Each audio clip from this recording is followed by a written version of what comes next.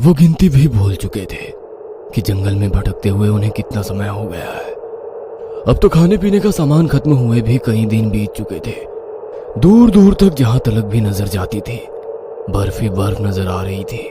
ना कोई पेड़ पौधा, ना जंगली जानवर। पेट भरने के लिए उन्हें कोई साधन नजर नहीं आ रहा था।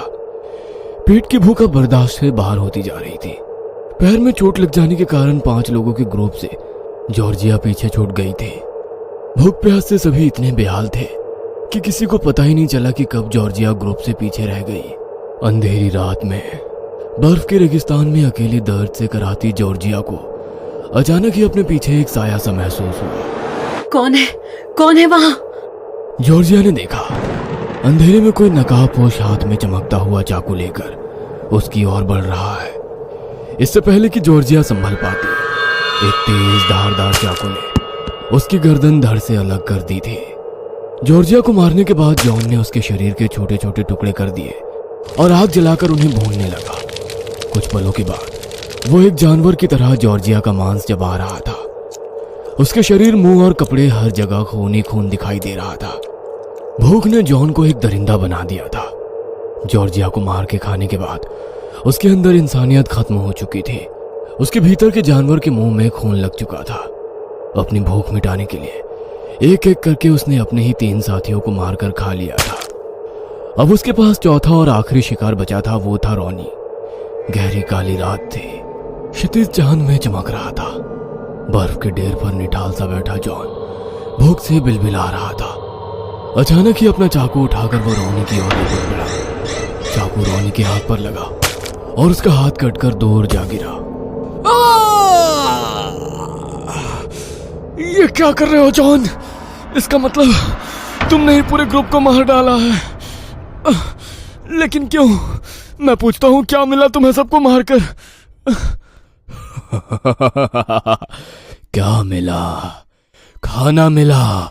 मार कर खा गया मैं सबको। तुम तो वैसे भी भूख से मरने ही वाले हो। मेरे काम आ जाओगे तो क्या बिगड़ जाएगा? क्या कहा? छी, तुमने सबको मारकर खा लिया। आई कर्स यू जॉन, अपने दोस्तों को खाने वाले जानवर। तुम्हारी भूख कभी नहीं मिटेगी। तुम एक भूखे कमजोर जानवर बनकर यूं ही इस बर्फ में सड़ते रहोगे। हमें खाने में बहुत मजा आ रहा है ना? तुम्हारे शरीर को सैकड़ों कीड़े हर पल खाएंगे। न जी पाओगे, न मर पाओगे, बस सड़ते रहोगे यूं ही। रॉनी की बात सुनकर जॉन को गुस्सा आ गया और उसने चाकू को सीधा उसके सीने में उतार दिया। रॉनी एक भयानक चीख के साथ जमीन पर जा गिरा। जॉन को अपने दोस्तों को मारने का कोई अफसोस नहीं था।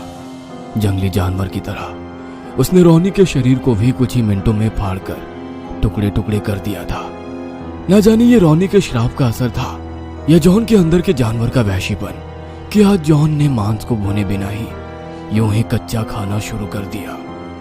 उसके हाथ में पकड़े मांस से खून टपक रहा था और जॉन उस टपकते हुए खून को देखकर पागलों की तरह हंस रहा था।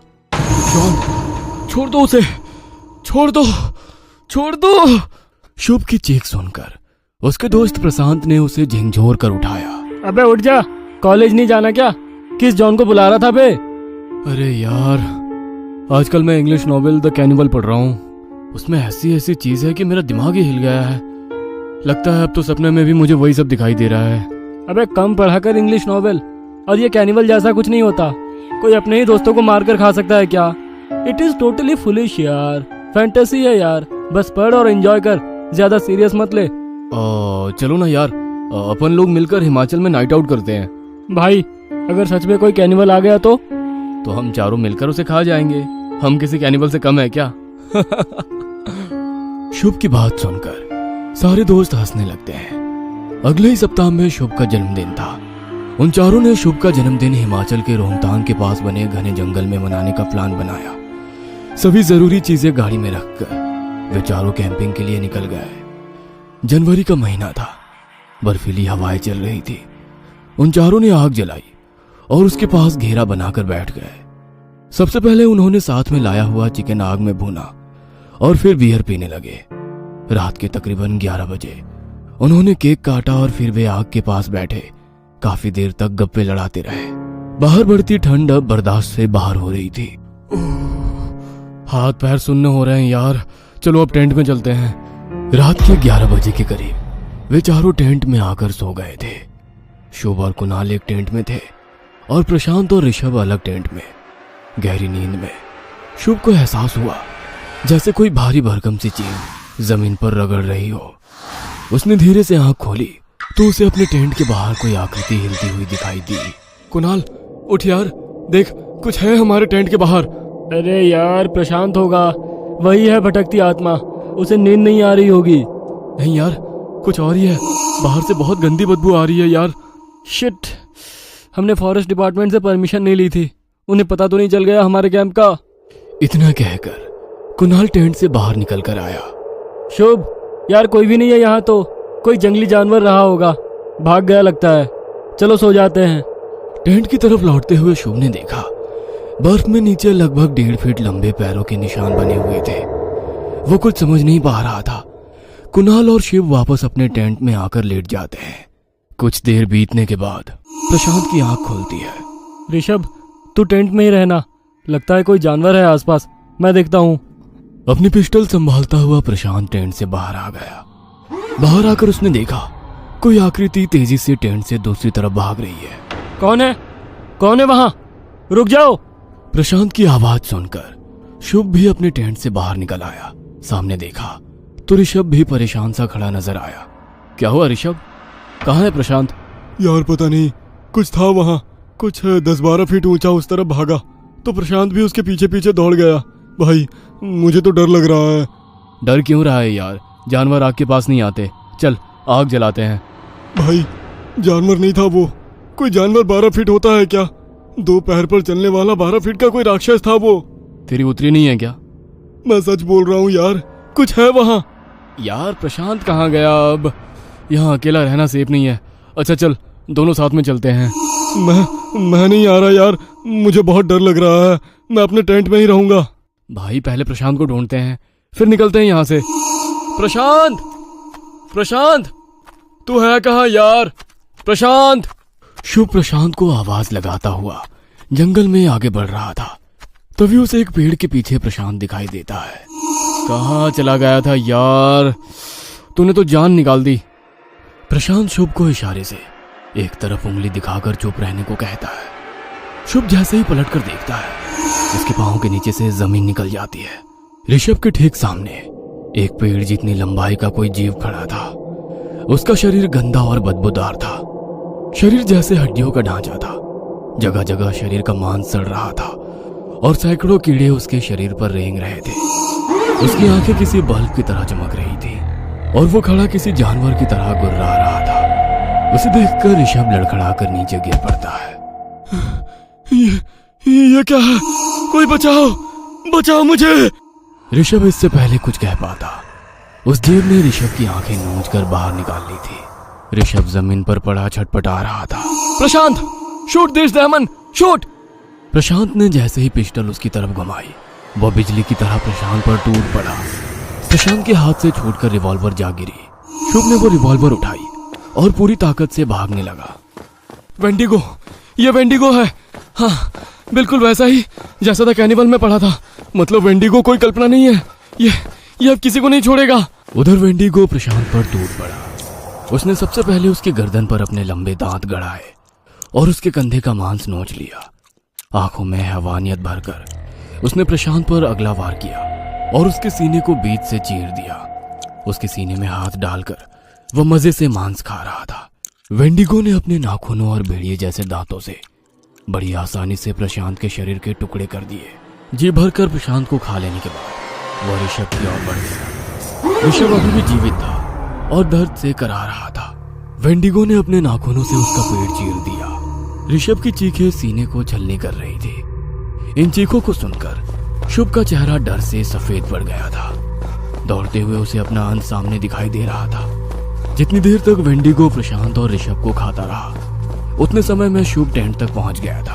अरे यार कहाँ चले गए थे तुम? यहाँ पता नहीं कैसी भयानक चीखने की आवाजें आ रही है। भाई मुझे डर लग रहा है, सबको बुला लो, चलते हैं यहाँ से। कोई नहीं बचा, वो खा गया सबको। मेरी आंखों के सामने दोनों को कच्चा चबा गया वो। हैं? कौन चबा गया? क्या बात कर रहा है? यहाँ वेंडिगो है, हम में से कोई नहीं बचेगा, हमारी हड्डियां तक नहीं मिलेंगी। होश में आ शुभम, कौन वेंडिगो? क्या बोल रहा है भाई? कैनिबल है वो, मैंने बुक में पढ़ा है। उसे अब तक हमारे मांस की महक आ गई होगी। उन दोनों को खाने के बाद अब वो हमारे पास ही आ रहा होगा। तो तूने किताब में पढ़ा होगा ना, ये मरेगा कैसे? बता भाई, क्या करे? कैसे इससे पीछे छुड़ाए? कुणाल की बात सुनकर शुभ ने आग जला दी और दोनों टेंट की ओट में छिप गए। उनके हाथ में जलती हुई लकड़ी थी। कुछ पल के बाद शुभ को अपने पास से सड़े हुए मांस की बदबू आने लगी। वो आसपास ही है, कुणाल अलर्ट रहना। तभी वेंडिगो पास वाले पेड़ से किसी 4 पैर वाले जानवर की तरह नीचे उतरने लगा। उसके लंबे खून से सने नाखून बेहद डरावने लग रहे थे। नीचे उतरकर उसने अपनी लंबी सी जीभ बाहर निकालकर जोर से हिलाई और उसके बाद वो बिजली की तेजी से शुभ के हाथ पर टूट पड़ा। शुभ जानता था अगर उसके हाथ कमजोर पड़ गए तो बस इसी पल वेंडिगो की जीत हो जाएगी। इसलिए वेंडिगो के हमले से घायल होकर भी उसने आग वाली लकड़ी नहीं छोड़ी और वेंडिगो के शरीर को उससे जलाने लगा। वेंडिगो घबराकर दूर हटने लगा। शुभ, शूट करो इसको जल्दी। शुभ ने आव देखा न था, झट से 3 गोलियां उसके भीतर उतार दी। एक भयानक चीख के साथ वेंडिगो नीचे गिर पड़ा।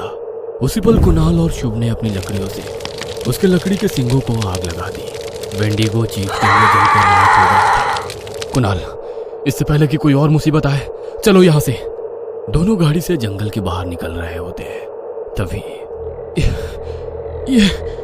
ये क्या हो रहा है? मुझे मेरा पूरा शरीर दर्द से टूट रहा है। ऐसा लगता है मेरी हड्डियां चटक रही है। क्या हुआ भाई? तू ठीक है? तू इधर बैठ, गाड़ी मैं चलाता हूँ। गाड़ी रुकवाकर कुणाल ड्राइविंग सीट पर बैठने के लिए आता है तो देखता है गाड़ी के अंदर शुभ तो है ही नहीं, बस एक वेंडिगो ड्राइविंग सीट पर बैठा गुर्रा रहा है। शुभ के दरवाजा खोलते ही वेंडिगो ने अपने भयानक दांत उसके सीने में घुसा दिए थे। कुणाल खून से लथपथ नीचे गिर पड़ा था। वेंडिगो लपक कर उसके सीने पर बैठ गया और उसके सीने में हाथ डालकर उसका मांस नोच कर खाने लगा। शुभ ने किताब पूरी नहीं पढ़ी थी। किताब के पेज नंबर 105 पर लिखा था, वेंडिगो का अंत नहीं किया जा सकता। ये कोई जानवर नहीं, एक श्राप है। वेंडिगो को मारने वाला ही इस श्राप का अगला शिकार बन जाता है।